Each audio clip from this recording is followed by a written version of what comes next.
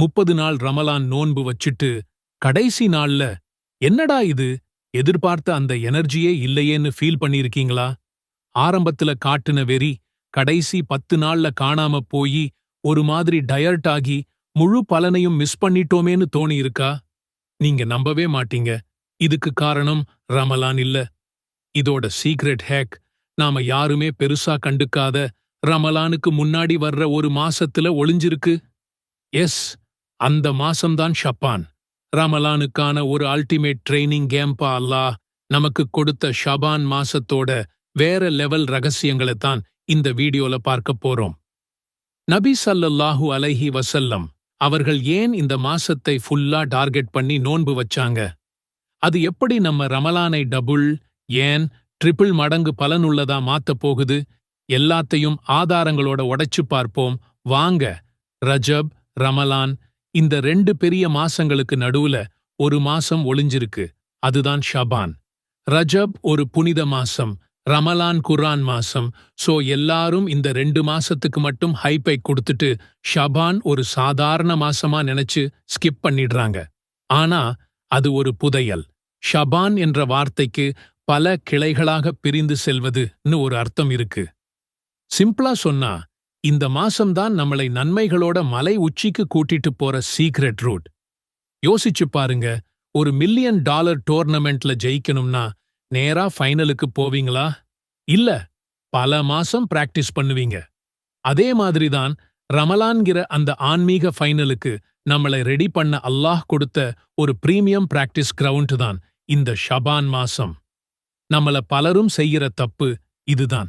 ரமலான் முதல் நாள்ல திடீர்னு 100% எனர்ஜியோட எல்லாத்தையும் ஸ்டார்ட் பண்றது. ரிசல்ட், சில நாள்லயே பேட்டரி டவுன் ஆகி ரமலானோட மொத்த பலனையும் அறுவடை செய்ய முடியாம போயிடுது. இந்த நிலைய மாத்தணும்னா நாம ஷபான் மாசத்தை ஹேக் செஞ்சே ஆகணும். ரமலான்ல குர்ஆன் ஓதணும்னு ஆசை இருக்கும், ஆனா டைம் இருக்காது. இப்போ ஸ்டார்ட் பண்ணுங்க. தினமும் ஒரே ஒரு பக்கம், ஜஸ்ட் 1 பேஜ். ஆனா தினமும் இத செஞ்சா ரமலான்ல நீங்க ஒரு குர்ஆன் மாஸ்டரா மாறிடுவீங்க. நம்ம ஒரு வருஷ பாவங்களுக்கு டெலிட் பட்டன் பிரஸ் பண்ற நேரம் இது. மனமுருகி கேளுங்க, யா அல்லாஹ், என் பாவங்களை மன்னிச்சிடு, ரமலானை அடையிற பாக்கியத்தைக் கொடு, ரமலான்ல உன்னை வணங்குற முழு சக்தியையும் தா. இந்த மாசத்துல கேட்கிற துஆவுக்கு பவர் அதிகம். போன ரமலான்ல விட்ட நோன்பு இருக்கா? அதை முடிக்கிறதுக்கான கடைசி வாய்ப்பு இதுதான். மிஷன் கம்ப்ளீட் பண்ணுங்க. அன்னை ஆயிஷா அவங்களே விடுபட்ட நோன்புகளை ஷபான்ல தான் வைப்பாங்கன்னு சொல்லிருக்காங்க. ரமலான்ல யாருக்கு எவ்வளவு ஜகாத் கொடுக்கலாம்னு அப்போ யோசிக்காம இப்பவே ஒரு லிஸ்ட போடுங்க. பிளான் பண்ணி அடிச்சா பலன் டபுள். நம்மில் யாருக்குத்தான் பாவங்கள் செய்வதில்லை? மனிதர்கள் என்றாலே தெரிந்தும் தெரியாமலும் சின்ன சின்ன தவறுகளையும் பெரிய பாவங்களையும் செய்யக்கூடியவர்கள்தான் நாம். சில நேரங்களில் இரவின் தனிமையில் உட்கார்ந்து, யா அல்லாஹ், நான் செஞ்ச பாவத்தையெல்லாம் நீ மன்னிக்க மாட்டியா என்று மனம் உடைந்து அழுததுண்டா? என் கஷ்டமெல்லாம் தீராதா? என் நோய் குணமாகாதா? என் வீட்டில் பரக்கத் வராதா என்று ஒவ்வொரு நாளும் ஏங்கியதுண்டா? உங்கள் பாவங்கள் மன்னிக்கப்படணும், வீட்டில் நிம்மதியும் பரக்கத்தும் பெருகணும்னு நீங்க ஆசைப்பட்டா நிச்சயமா அந்த ஆசை நம் எல்லோரிடமும் இருக்கும். அப்படியானால் அந்த ஆசைகளை நிறைவேற்றக்கூடிய இந்த புனித ஷபான் மாதத்தில் நாம் செய்ய வேண்டிய ஒரு மிக முக்கியமான அமலை பற்றித்தான் இன்று பார்க்கப் போகிறோம். உங்கள் வாழ்க்கையில் நினைத்துப் பார்க்காத நன்மைகளை கொண்டு வரக்கூடிய இந்த வழிகாட்டலை தவற விட்டு விடாதீர்கள். ரஜப் மாதம் போய் இப்போது நாம் ஷபான் மாதத்தில் இருக்கிறோம். இந்த மாதம் ஒன்றும் சாதாரண மாதம் கிடையாது. இது வரப்போகிற புனித ரமலான் மாதத்திற்கு நம்மை நாமே தயார்படுத்திக் கொள்ள ஒரு பயிற்சி களம். குர்ஆனில் ஒரு சூரா இருக்கிறது. அந்த சூராவை ஓதுவதால் கிடைக்கும் நன்மைகளைப் பற்றி நம் முன்னோர்களும் பெரியோர்களும் அதன் சிறப்புகளைப் பற்றி பேசியிருக்கிறார்கள். அதுதான் குர்ஆனின் இதயம் என்று சொல்லப்படும் சூரா யாசீன். இப்போது உங்களுக்கு ஒரு சந்தேகம் வரலாம். ஷபான் மாதத்தில் குறிப்பாக யாசீன் சூரா ஓத வேண்டும் என்று நபி ஸல்லல்லாஹு அலைஹி வஸல்லம் அவர்கள் சொல்லியிருக்கிறார்களா? அதிலும் குறிப்பாக ஷபான் 15ஆம் இரவு, அதாவது பராத் இரவு என்று சொல்லப்படும் இரவில் மக்ரிப் தொழுகைக்குப் பிறகு 3 முறை யாசீன் ஓதும் பழக்கம் நம் சமூகத்தில் இருக்கிறதே, அது சரியா? ஆயுள் நீடிக்க, ஆபத்து விலக, ரிஸ்க் பெருக என்று நிய்யத் வைத்து ஓதுகிறார்களே. இங்கே ஒரு விஷயத்தை நாம் நிதானமாக புரிந்து கொள்ள வேண்டும். இந்த குறிப்பிட்ட முறை, அதாவது பராத் இரவில் 3 யாசீன்கள் ஓதுவது என்பது நபி ஸல்லல்லாஹு அலைஹி வஸல்லம் அவர்களிடமிருந்தோ அல்லது சஹாபாக்களிடமிருந்தோ நேரடியாக ஆதாரபூர்வமான ஹதீஸ்களில் வரவில்லை. இது பிற்காலத்தில் வந்த சில இஸ்லாமிய அறிஞர்கள் மற்றும் நல்லோர்களால் பரிந்துரைக்கப்பட்ட ஒரு செயல். இந்த குறிப்பிட்ட வழிமுறையை நபி ஸல்லல்லாஹு அலைஹி வஸல்லம் அவர்கள் நமக்கு கற்றுத் தரவில்லை என்பதால் இது மார்க்கத்தில் புதிதாக உருவாக்கப்பட்ட ஒன்று, பித்தத் என்று சில அறிஞர்கள் கருதுகிறார்கள். ஆகவே இதை ஒரு கட்டாயக் கடமையாகவோ அல்லது இதுதான் நபி வழி என்று 100% நம்பியோ செய்வதை விட இதன் பின்னால் இருக்கும் நோக்கத்தை பாருங்கள். நோக்கம் என்ன? குர்ஆன் ஓதி அல்லாஹ்விடம் நெருங்கி அவனிடம் துஆ கேட்பது. அந்த நோக்கம் மிகச் சரியானது. அப்படியென்றால் நாம் என்ன செய்ய வேண்டும்? ஷபான் மாதம் முழுவதும் எந்த ஒரு குறிப்பிட்ட நாளையும் ஒதுக்காமல், எந்த ஒரு குறிப்பிட்ட எண்ணிக்கையையும் கட்டாயமாக்காமல் பொதுவாக குர்ஆனை ஓதி வாருங்கள். அதிலும் சூரா யாசீனை அதன் பொருள் உணர்ந்து ஓதுங்கள். ஏனென்றால் குர்ஆன் முழுவதும் பரக்கத் நிறைந்தது. யாசீனும் மகத்தான ஒரு சூராதான். அதை ஓதிவிட்டு அல்லாஹ்விடம் மனமுருகி உங்கள் தேவைகளைக் கேளுங்கள். யா அல்லாஹ், இந்த குர்ஆனின் பரக்கத்தால், நான் ஓதிய இந்த யாசீன் சூராவின் பரக்கத்தால் என் பாவங்களை மன்னித்துவிடு, என் தேவைகளை நிறைவேற்றிவை, என் குடும்பத்தில் பரக்கத்தைக் கொடு என்று கேளுங்கள். கேட்பவனை அல்லாஹ் நேசிக்கிறான். ஒவ்வொரு வியாழன் மாலையும் அல்லாஹ்வுடன் நெருக்கமாக ஒரு அற்புதமான வாய்ப்பு நமக்கு கிடைக்கிறது. அந்த பொன்னான நேரத்தில் குர்ஆனின் இதயம் என்று போற்றப்படும் சூரா யாசீனை ஓதுவதன் மூலம் நம் பாவங்கள் மன்னிக்கப்பட்டு நம்முடைய பிரார்த்தனைகள் அங்கீகரிக்கப்பட ஒரு வழி இருக்கிறது. அந்த ஆன்மீகப் பயணத்திற்கு உங்களை அழைத்துச் செல்கிறோம். வாருங்கள். நாம் எல்லோருமே ஒரு வேகமான உலகில் ஓடிக்கொண்டிருக்கிறோம். வேலை, குடும்பம், பொருளாதாரம் என நம்மைச் சுற்றி 1000 கவலைகள். மன அழுத்தம், நிம்மதியில்லாதது போன்ற உணர்வு, எதிர்காலத்தைப் பற்றிய பயம், இதெல்லாம் நமக்கே தெரியாமல் நம்மை ஆட்கொள்கிறது. இந்த உலக வாழ்க்கையின் ஓட்டத்தில் நாம் செய்த சின்ன சின்ன தவறுகள், பாவங்கள் நம் மனதை உறுத்திக் கொண்டே இருக்கும். அல்லாஹ் நம்மை மன்னிப்பானா? நம் தேவைகளை அவன் நிறைவேற்றுவானா? நம் கஷ்டங்கள் எப்போதுதான் தீரும்?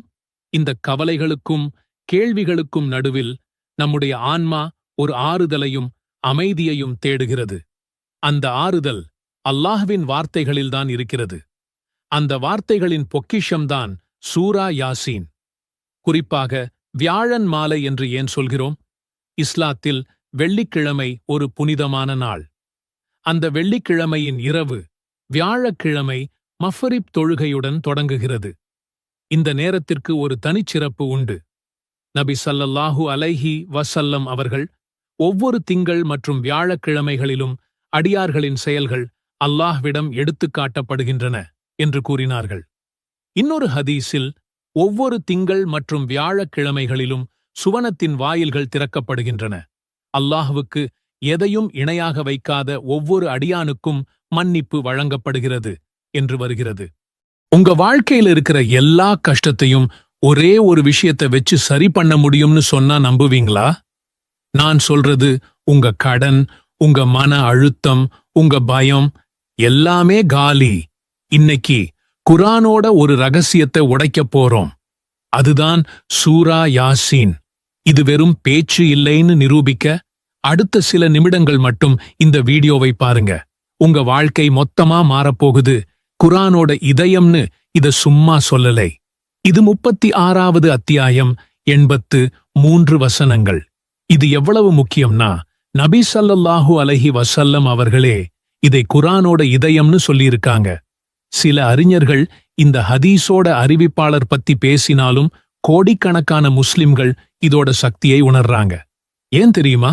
ஏன்னா நம்ம உடம்புக்கு இதயம் எப்படி ரத்தத்தை பாய்ச்சுதோ அதே மாதிரி சூரா யாசீன் இஸ்லாத்தோட மையக் கருத்துக்களான அல்லாஹ்வின் ஏகத்துவம், மறுமை வாழ்க்கை போன்றவற்றை நம்ம மூளைக்குள்ள பாய்ச்சுது. நாம எல்லாரும் தப்பு பண்றோம். ஆனா அந்த குற்ற உணர்ச்சியோடையே வாழணுமா? தேவையே இல்லை. ஒரு நபிமொழி என்ன சொல்லுது தெரியுமா? யார் ராத்திரியில அல்லாஹ்வுக்காக மட்டும் சூரா யாசீனை ஓதுறாரோ அவரோட பாவங்கள் மன்னிக்கப்படுது. அடடா, ஒரு புது தொடக்கம். அல்லாஹ்வின் கருணையை நாடி அவனுடைய வார்த்தைகளை ஓதுவது பாவ மன்னிப்புக்கு ஒரு சரியான வாய்ப்பு. உங்க ஒவ்வொரு நாளையும் ஜெயிக்கணுமா? அப்போ காலையில எந்திரிச்சதும் முதல் வேலையா சூரா யாசீன ஓதுங்க. அன்னைக்கு முழுக்க உங்க தேவைகள் எதுவா இருந்தாலும் அதுதானா நிறைவேற்றப்படும்னு சொல்லப்படுது. சில அறிவிப்புகள் பலவீனமானவை என அறிஞர்கள் கூறினாலும் ஒரு விஷயத்தை யோசிங்க. உங்க நாள் இறைவனோட வார்த்தைகளோட தொடங்குனா அதைவிட பெரிய பாதுகாப்பு என்ன இருக்கு? உங்க லிஸ்டை அல்லாஹ் கிட்ட கொடுங்க, மிச்சத்தை அவன் பார்த்துப்பான். வாழ்க்கையோட மிக கடினமான ஒரு தருணம், மரணம். அந்த நேரத்துல கூட சூரா யாசீன் ஒரு மிகப்பெரிய ஆறுதலா இருக்கு. மரணப்படுக்கையில இருக்கிறவங்க பக்கத்துல இதை ஓதும்போது அவங்களோட வேதனை குறையும்னும் அல்லாஹ்வின் அருள் இறங்கும்னும் நம்பப்படுது. மரணிக்கப் போகிறவர்கள் மீது சூரா யாசீனை ஓதுங்கள் என்று ஒரு நபிமொழி வழிகாட்டுகிறது. அந்த கடைசி நிமிடத்துல கிடைக்கிற இதைவிட பெரிய பரிசு என்ன இருக்க முடியும்? ஒரு நிமிஷம் வெறும் வார்த்தைகளை ஓதுறது லெவல் 1 தான். இதோட உண்மையான சக்தியை நீங்க அடையணுமா? அப்போ இதோட அர்த்தத்தை புரிஞ்சுக்கணும். இது வெறும் மந்திரம் இல்ல, இது ஒரு வார்னிங். ஒரே ஒரு இறை தூதரை நம்பாத காரணத்துக்காக ஒரு ஊரே அழிக்கப்பட்ட கதை இதுல இருக்கு. காய்ஞ்சு போன நிலத்திலிருந்து பயிரை உருவாக்குற அல்லாஹ்வின் சக்தியை இது காட்டுது. சூரியனையும் சந்திரனையும் அதனதன் பாதையில நீந்த வச்சிருக்கிற பிரபஞ்ச அதிசயத்தை நமக்கு ஞாபகப்படுத்துது. கடைசியா நாம எல்லாரும் எழுப்பப்பட்டு கேள்வி கேட்கப்படுவோம். அந்த உண்மையை முகத்துல அரைஞ்ச மாதிரி சொல்லுது. ஆக சூரா யாசீன் ஒரு சாதாரண அத்தியாயம் இல்லை. பாவ மன்னிப்பு, தேவைகள் நிறைவேற, கஷ்டமான நேரத்துல ஆறுதல் கிடைக்க எல்லாமே இதுக்குள்ள இருக்கு. நான் உங்களுக்கு கொடுக்கிற ஒரே சேலஞ்ச் இதுதான். இன்னையிலிருந்து சூரா யாசீன அர்த்தம் தெரிஞ்சு ஓதுங்க. அதை உங்க வாழ்க்கையில செயல்படுத்துங்க. குர்ஆனோட இதயம் உங்க இதயத்தை மாத்தட்டும். எல்லாம் வல்லல்லாஹ் நமக்கும் நம்ம சந்ததியினருக்கும் குர்ஆனோட ஒரு நெருங்கிய தொடர்பை ஏற்படுத்தித் தருவானாக. ஆமீன்.